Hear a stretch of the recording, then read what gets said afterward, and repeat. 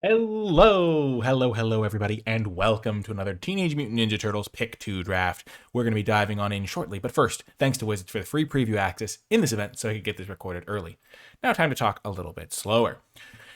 What are we working with here? We get 2 picks out of every pack. Our rare, it's okay, but nothing spectacular. It can tap for 2 mana of any one color, but it's a 0/4. That doesn't mean you can't attack with it and sneak it back to your hand, though.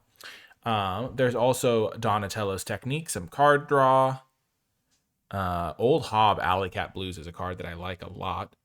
It only really goes into red-white, but I'm willing to take speculative powerful cards. That's kind of one of my strategies. I think the best 2 cards in the pack might be Old Hob and Karai. They don't really go in the same deck, but they're both good.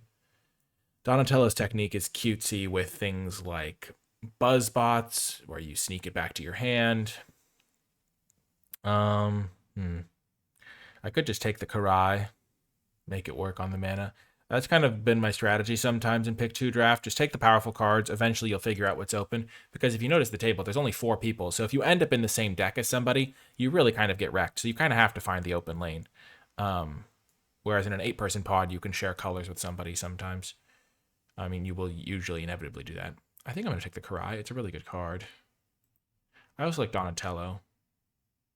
And then Frog Butler's fine, but I'm going to start with these 2 cards and see what we shall see. Okay, next up, this pack. I think the best card is maybe Lessons from Life. This is a pretty good one. And then I also like Return to the Sewers. I'm a lot lower on Tenderize than I started on it, just because in this format, having a kill spell that needs you to have a creature in play is trickier, because your early creatures pretty much have to be on blocking duty a lot of the time, because you need to trade off so they can't sneak in a ninja. Leonardo is also fine. If you can get this for 1 mana, it's pretty good.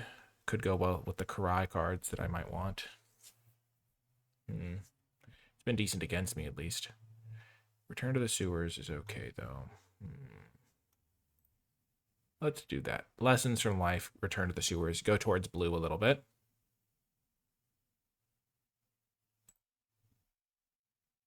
And now, a couple more blue cards. Donatello's quite nice. Donatello's Technique is pretty good. We could also try taking Surveillance Cam. That might be better than Donatello's Technique in a lot of decks. Just getting an artifact trigger to work with things like Donatello, tapping things down to stop ninjas from doing stuff. I think it's definitely between these 2 cards. Let's take the Surveillance. I think that might actually be better. Okay, nice. I'm really not a fan of Punk Frogs. I'm not the biggest fan of Rocksteady, but I do like Michelangelo, and I like Venus. So I think my blue-green deck is starting to look good. Look, we first picked a card that goes into red-white and a card that goes into black-white, and we found our way into blue-green. That's drafting, baby. Ho-ho, and we wheeled 2 cards that I almost took the first time around. We have found the open lane. It's a bit of a shame that I'm passing this Utrom, because I don't want other players to move into my blue deck, but we're going to have plenty of artifacts. I think this Surveillance Cam pick is working out. We'll take this for maybe splash purposes and take the Tenderize. I could see cards I wanted to splash. Sad that we're passing a couple last pick green cards. Oh, baby. Mona Lisa's totally fine. And Cowabunga is pretty good too. We already have 5 mutants. If you're reliably hitting creatures, then that can be pretty good. Let's cut this. Cut the Karai. So we have 4 mutants now, but that's 4 of our 5 creatures. Okay, so what do we like here? What do we like here? Well, from a blue-green perspective, this pack is horrific. This rare is not very good. Not for me or anybody. The Last Ronin's Technique, a good card, but not for me. I mean, I think we pretty clearly identified that blue-green was where we were supposed to be. Like, we wheeled this, we wheeled Frog Butler, so we're going to just stick to our guns here. We could try to splash red for something like Spicy Oatmeal Pizza. Deals 4, then we can sack it to gain back the life it deals to us. Not the greatest card. We could also just take Michelangelo and Pizza Face. I might just do that, because I do have this card that maybe helps me splash. I'm not really a huge rush to take Omni Cheese Pizza right now. Tenderized wheeled last time. I'm not even thrilled with the one I do have, even though blue-green's a little light on removal sometimes. So yeah, let's just do this. We'd rather splash this card than this card anyway right now. Okay, I really like Saved by the Shell, especially with Michelangelo, because it's a turtle. And then I've been pretty impressed by slithering Cryptid, so not actually that disappointed with this. Getting a couple cards. The rare is missing from this pack, so we don't get a huge signal. My curve. 3-drop's looking a little bit high, but 5th 3-drop should be fine. We will need to get some early game, though, because you need to make sure you have that on lockdown. Then again, we don't really have a lot of control over whether we see the early game cards. Do I take Sewer Valence Cam or Ragamuffin Raptor? I'm definitely taking Lessons from Life. Sewer Valence Cam might be better for me just because it's still card advantage, but it's also an artifact for my Donatello. And I'm presumably going to need some early plays. Like I could play this on turn 2 to stop them from attacking and putting a ninja into play. I have so much card draw now. Okay, Frog Butler is perfect. Getting a Rocksteady's fine. This card's been somewhat impressive to me. Even though it's legendary, even though if you just have to play it normally, you're not that happy, it's gotten snuck in against me a lot. Yep, we wield Cowabunga, we wield Tenderize. Mutant count is at 9, so Cowabunga is actually looking like a legitimate card in this deck, giving me a selection. I have 11 creatures, 9 of them are mutants. And of the remainder, who knows how many of them are ninjas. I assume most of the mutants are also the ninjas. Okay. What the heck is that? I've never seen that button. Okay, pack 3. Well, we opened the nuts. That's a phrase from poker. It's like when you get a really good hand. For starters, this card's really strong. Maybe we can even wheel it because I don't know if anyone else is playing green. But Michelangelo Weirdness to 111 is a 2-drop, which we desperately need. A mutagen payoff. We have a few ways to make mutagen tokens. One, I guess 1 so far. 2, 3. 3 ways to make mutagens. But then this card's also fantastic. Makes us a bunch of mutagen tokens. They work super well together. They're 2 rares. We get to pick both of them. We can even play this on turn 2 in a pinch. But yeah, maybe we'll even wheel one of these blue or green cards.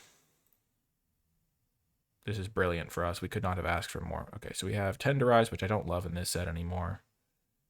We have 2 of these. Saved by the Shell is fantastic. Oh my gosh, we have done it. Brave Fillet, Man Ray is awesome. Makes a mutagen token. We can remove counters to draw cards. It's just great all around. There's also Frog Butler, which I do think is better than Zoo Escapees. Because Death Touch is just a great mechanic. And Ramp is a good mechanic. Helps us splash this pizza face. I wouldn't mind playing Tainted Treats either. I wouldn't mind playing the Zoo Escapees either. But ramping into our card draw seems good. I do like Donatello. Cowabunga's going to wheel. I don't think I want a second Mona Lisa. I already have one in its legendary. Bespoke Bow. Tempting. Kill Spell also tempting. Let's do this. Let's take these 2 cards. I do think the bow is better, but I want a little bit more interaction in my deck. Courier of Comestibles. So do I have any foods? I have 1 food creature and 1 food artifact. Oh, this is both. No, it's not. Is it? I'll look at it in a second. And then I can take the Scientist, I guess, over second Rocksteady. Where's my second food? Oh yeah, we wield Novel Nunchuka, and we wield the Primordial Pachyderm. I don't think we need more card draw. We're not really that good at sneaking anyway. But the Pachyderm's going to be good. Ramp into that on turn 4. Nunchuka's great too. And we did wheel the Zoo Escapees. Mind Transfer Portal might also be fine. I think we have enough playables. We don't need to worry about splashing, so Let's just take the cards for our deck. The Zoo Escapees came back perfect. Like, we could probably splash Pizza Face with just this thing and then our 3 Frog Butlers. What's my second food thing? Oh. This cares about food. This is a food. Yeah, those are the only ones. So I don't think I really want either of these, because I'm not really planning on splashing anymore. 1-2 that makes a food is decent, but there's better. In the black green, it does a lot more work.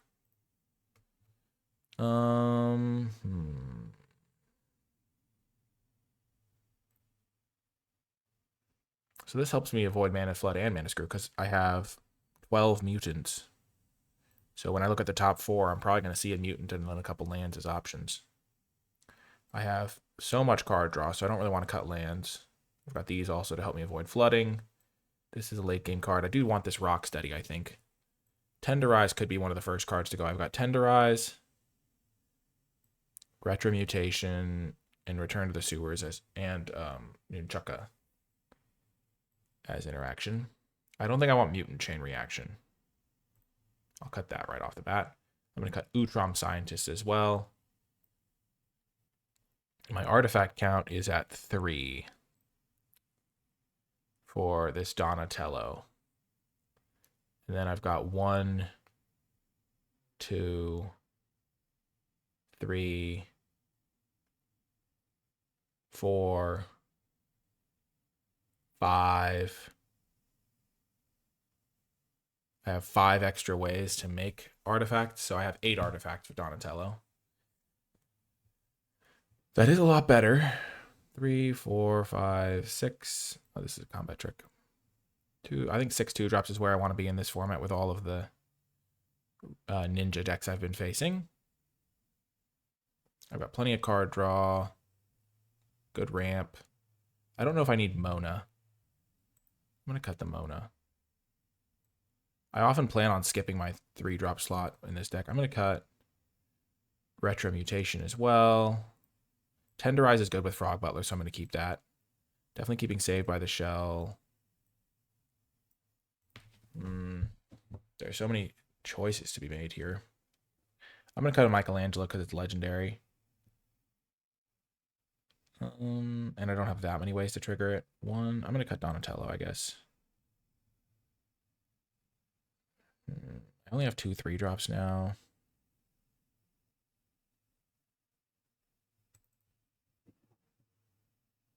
Cut Island, because Cowabungas can help me find land. And Rocksteady can help me find land. Cut Pachyderm. My creature count is at 14. I can afford to go down to 13 creatures. Cut Zoo Escapees. Cut 1 Donatello. And try it like this. This is a tough build. Okay. The final builds are something that is like something that I want to like recruit somebody to just come in and look at my final builds sometimes, but I do my best. And as we get ready for round 1, I want to shout out to NicolaiBolas Patreon. If you're enjoying my videos, you like to support my mission to make draft accessible for people of all skill levels, Patreon's the place to go, and to gain access to cool bonus content like my card-by-card tier list and format thoughts document. Special shout out to those patrons who support at the credits level. It makes a tremendous difference. Okay. Great hand. We've got our Frog Butler. Maybe we could have gone even lower on lands. I like to get greedy with my mana base sometimes.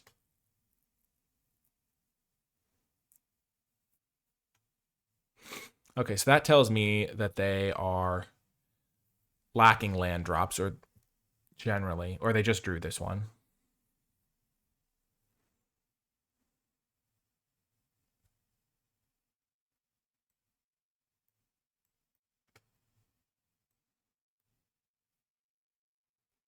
Maybe I don't need the Zoo Escapees.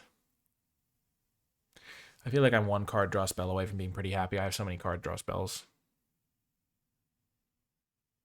Okay. Ooh. That is the skipper. That plus Novel Nunchaku is insane. And I even have protection. This is going to be my ticket to victory.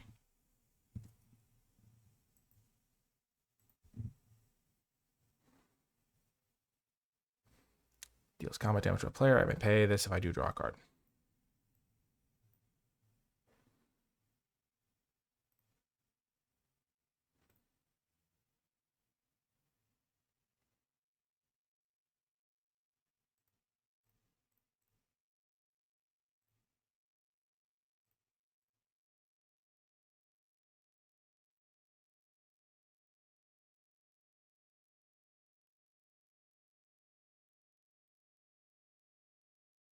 Okay, no mutants. 2 removal spells go away, though, sadly. I could have played the Cryptid there if I had kept my Frog Butler up. I thought they were going to chump block, though.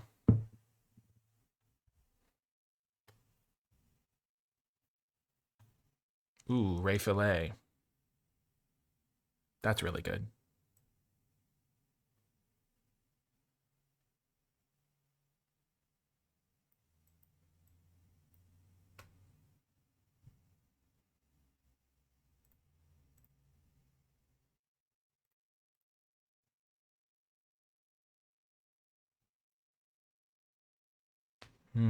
Whoa, what are they doing?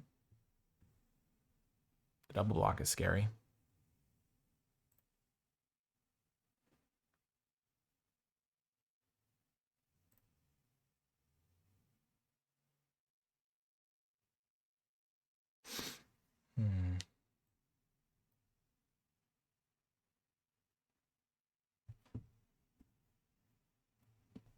So now I can make all my creatures lethal. Okay.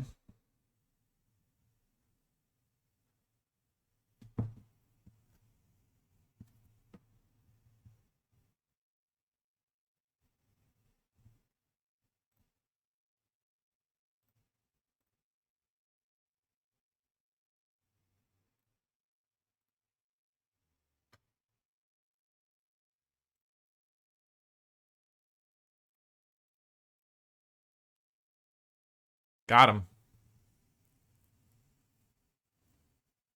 Bob's your uncle. Didn't even need our card draw. Well, that was impressive. Okay, so we have 3 big guys, roughly. Because this is a big guy. Is that enough? We don't really have that many more options of big guys. Could be playing this. Creature count is at 12.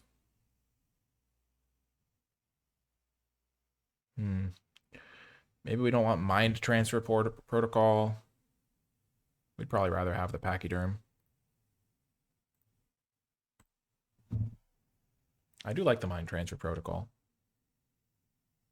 But with 2 punch spells, I think we just want another big creature we can ramp into with our frog.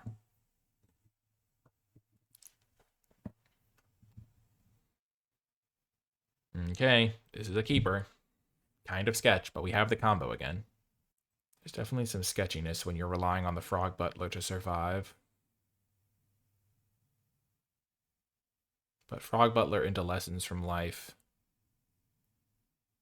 seems like a good curve out.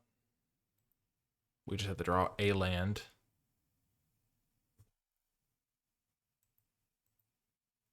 Playing against a blue deck. Is it the mirror match? Buzzbots. Never lucky.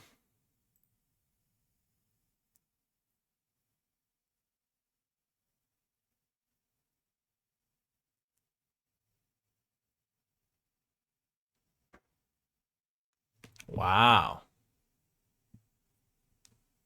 Bold strategy, Cotton.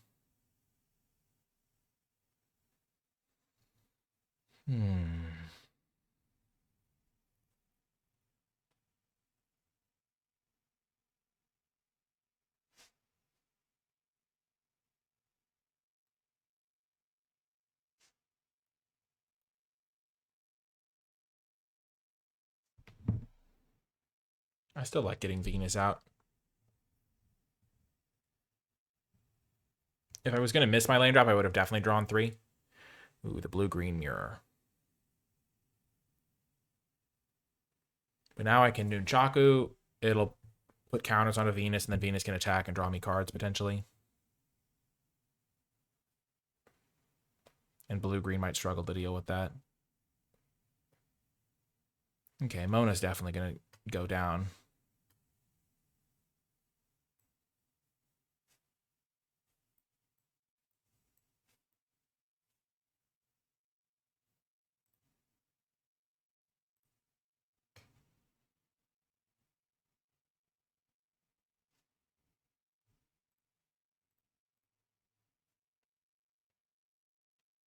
If they chump block, my guy gets to grow.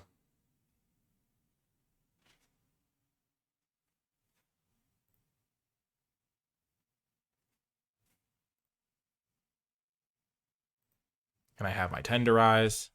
These are Death Touchers. This is a giant creature. Boom! I mean, Venus plus Nunchucks is a deadly combo, as we all know. That's why they call it Venus. I think one of the Greek gods, Venus, no, Roman gods, obviously. The Greek god is Aphrodite, but Venus is actually known for dual-wielding nunchucks, and that's why they call her the goddess of love. Don't look that up, by the way. I wouldn't want to have you be disillusioned. But yeah, Venus plus nunchucks has won me both games. Here we go. We've got our turn 2 Frog Butler, turn 1 Cowabunga. We've even got Rocksteady if we need him. First time playing Super Valence. Let's see how it does. I was pretty impressed when it was played against me, so should be pretty good with Frog Butlers and stuff. We have plenty of mana. Easy keep. We're on the draw. Playing against a red deck. Well, we've got our novel. I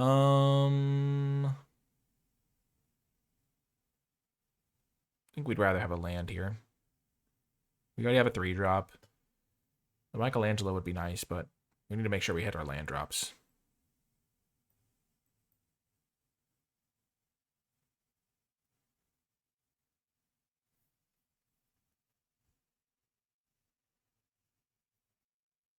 That's a cool land. Cool little animation on it.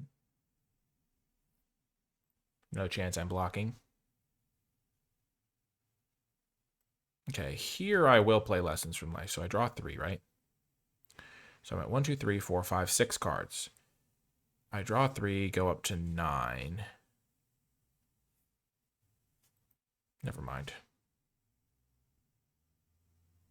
I don't want to discard to hand size. That just seems silly.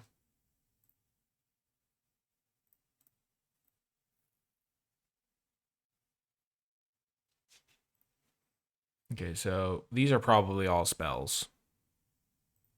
Because if one of them was a land, you probably wouldn't cycle this guy for your whole turn 3.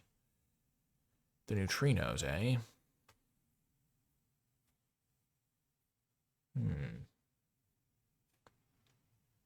They're tapped out. Let's see, if I had played this spell, I would have gone down to 5 cards in hand. Actually, I would have been fine, right? Am I just dumb? You draw 3. So I had 1, 2, 3, 4, 5, 6 cards in hand. I play it, go down to 5, draw 3, go up to 8, put the land into play. I would have been totally fine. Oh well. I'm not going to play this. I do think tapping is a relevant part of this card.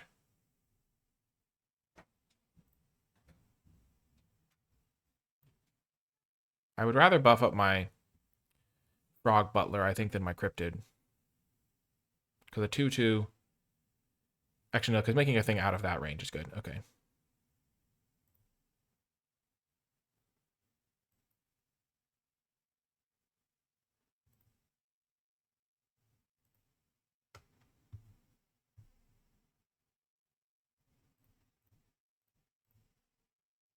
And now this thing can't kill it either. Getting a creature into play is not the end of the world.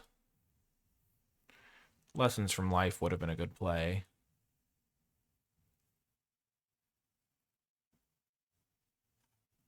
I just did the math wrong. Oh, I could have even untapped him.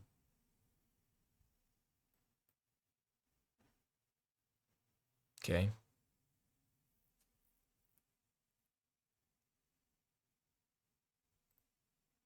I don't love hard one Jitte.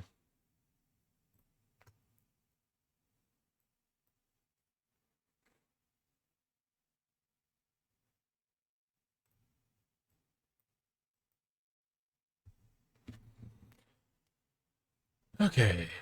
I didn't want to put the land in directly because then it would have come in tapped. Okay. Sure.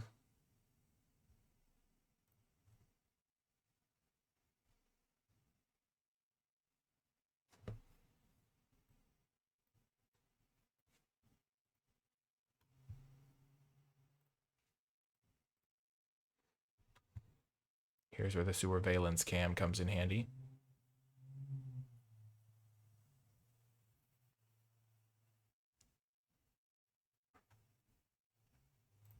Oh, yeah.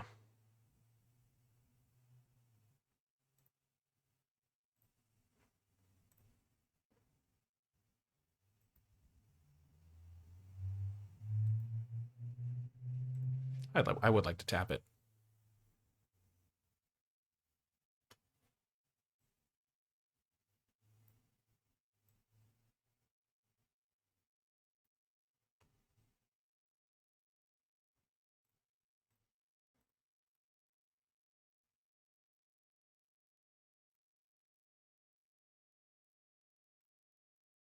Mm-hmm.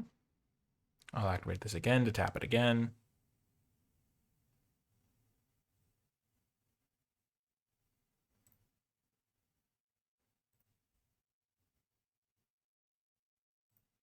Maybe I should have mutagened onto that. But I think this is a good play too.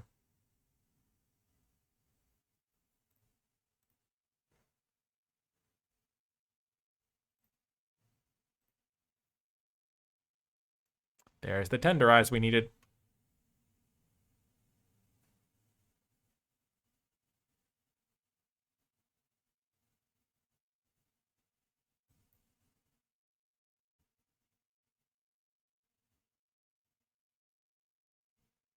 So they could have a deal 3 here.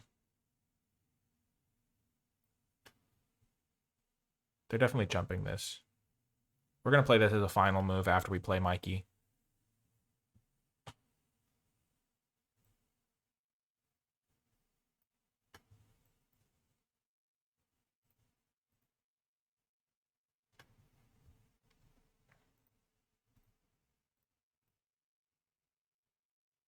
Yep, they're jumping.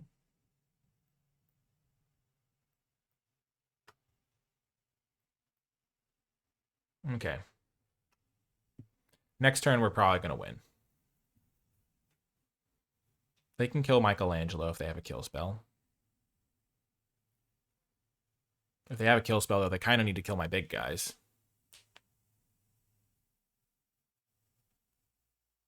Sure.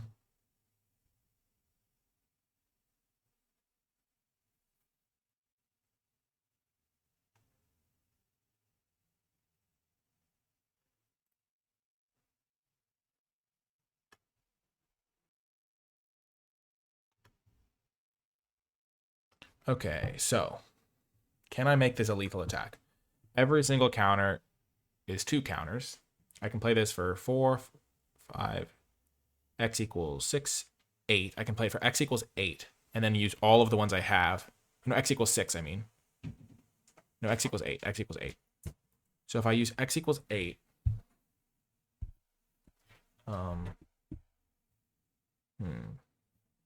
then I can put 4 counters on this guy. He's almost lethal. He's not quite. I can make them jump block, and then I'll get this guy back for blocking duty.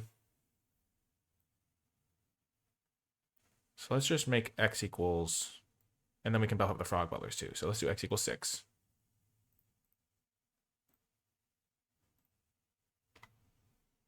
The synergy here is awesome.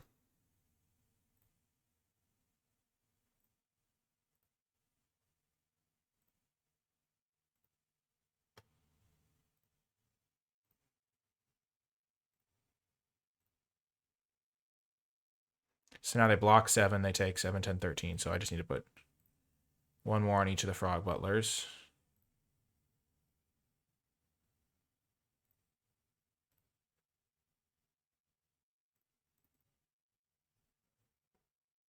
Synergy so fine.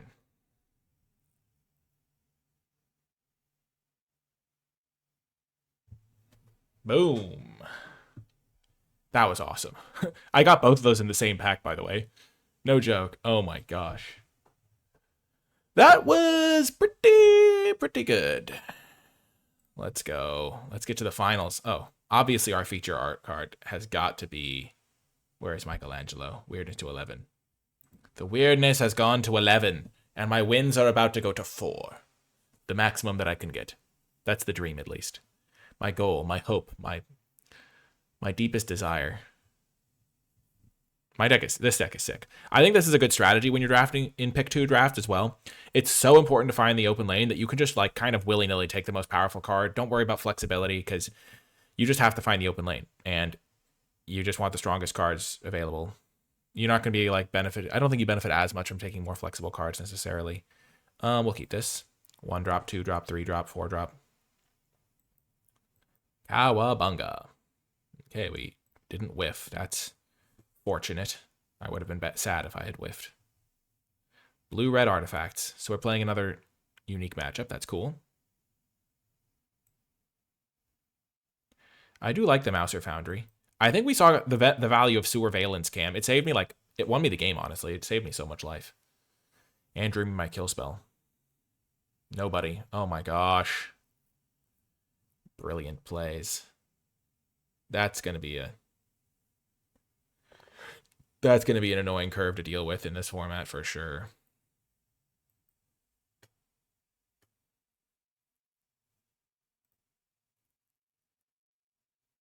Very cool.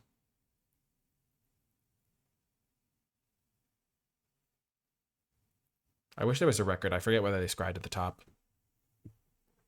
Okay, the dragon punks.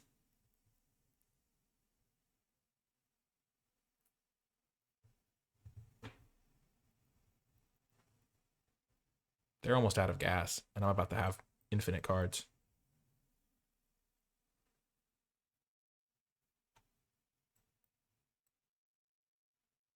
I'm going to play this. I want to just get as much mana into play as possible. Especially because I'm eventually going to try to assemble this combo again. I might play them both in the same turn this time around, though. I have the perfect mix of creatures that are kind of disposable, but they also kind of don't want this one to die. Okay, that guy's got to die. I got to kill him. Luckily, I have the novel Nunchaku. Perfect tool in my arsenal.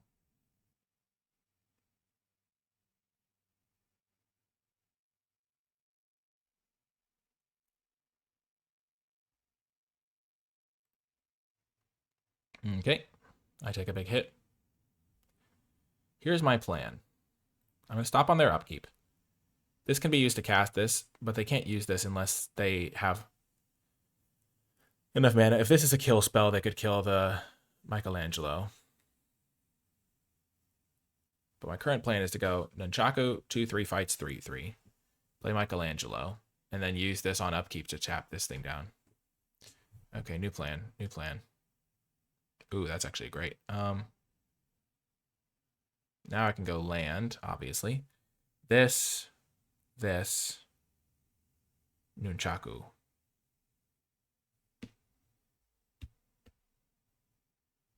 I won't be able to hold up save by the shell, sadly. Is that avoidable?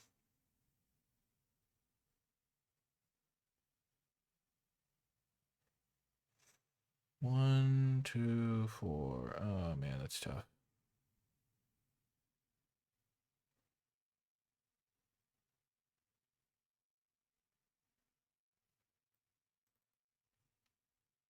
I could also go boom. Boom.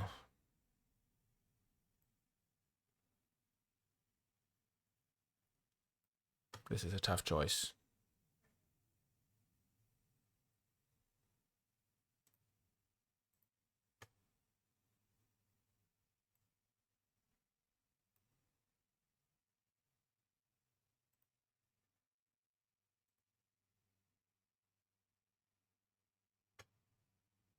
I'm going to be patient.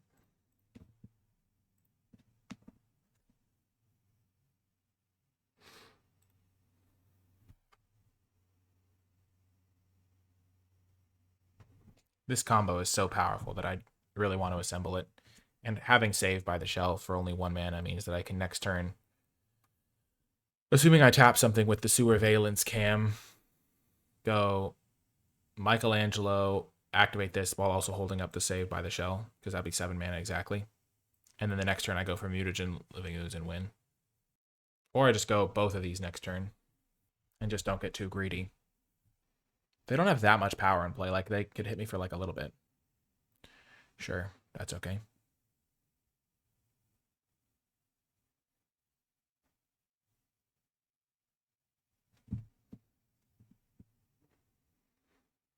Okay.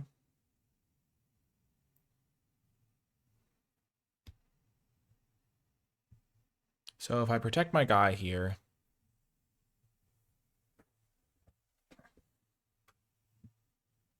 then I would go block here. I could go tap this guy down, honestly. Yeah, I don't think I care about this, really.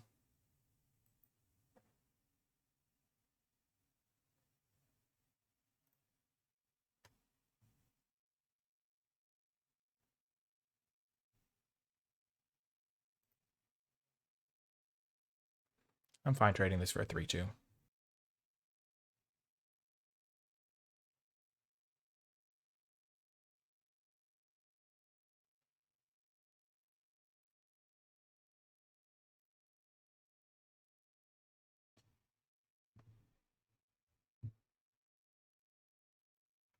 So if I go Mikey followed by this guy,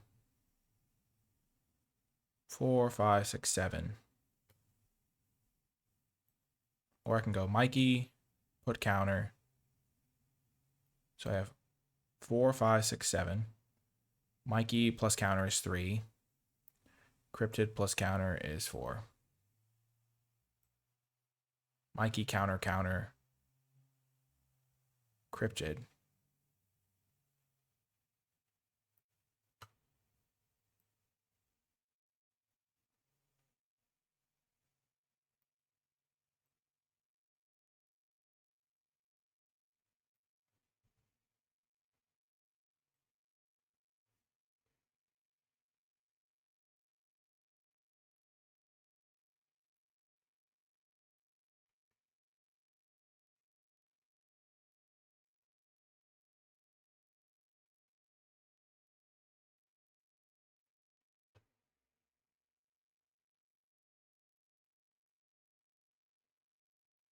And if they tap everything out to go for this thing, I'm okay. Because I'm going to be able to draw cards with this. I'm going to play Mutagen Man next turn. Sure.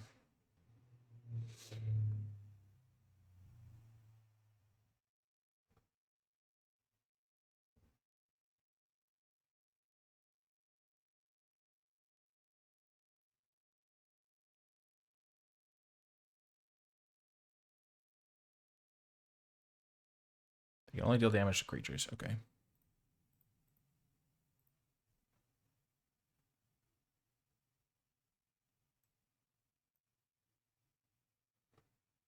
They probably know that I have Saved by the Shell. They can use it to kill my Cryptid if they want. I should have blocked a 1/1. Oh, it's only one if I control a turtle. Oh, sure. I'll save my guy then. Why not? So I put 2 more counters on. Okay. 5, 6, 7, 8. So I can use 6 mana. No, I want to play this too. No, I'll do this.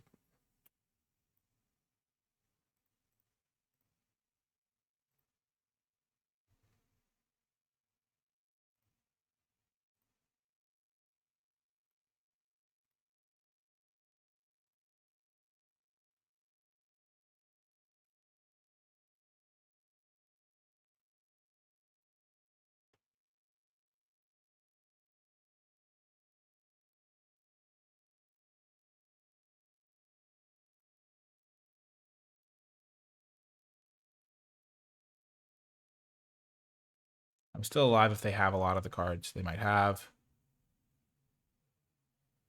This can give trample in the future, so they might want to chump now.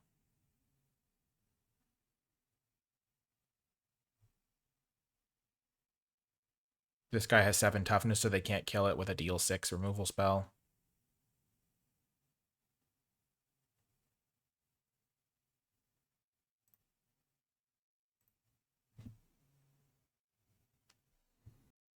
So this only gives +2/+1. So if they kill this guy, give something +2/+1, I'm still alive at 1. So that was kind of the math I was doing. For like a 4-mana play, there's +3/+0, which isn't enough. Because whatever they equip, I can block. And then the other 4 come through and they give +3/+0. And I live at 1. So I only really felt like I needed 1 blocker. I could have played this, had 6 less counters around here, but this guy would be here with another counter on him. Buzz bots, sure. This is where I'm glad I have this Sewer Valence cam. I have 20 power, I have 18 power of trample, and they have 6 toughness right now. It's such a mathematical game.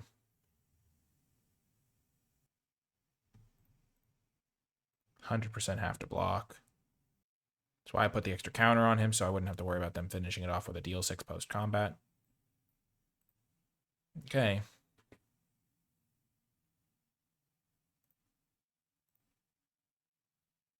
They have 5 toughness between their guys.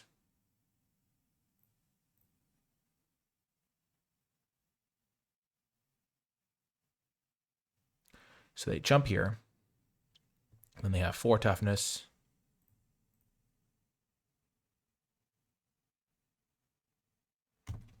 Boom! Perfect 4-0. Let's go.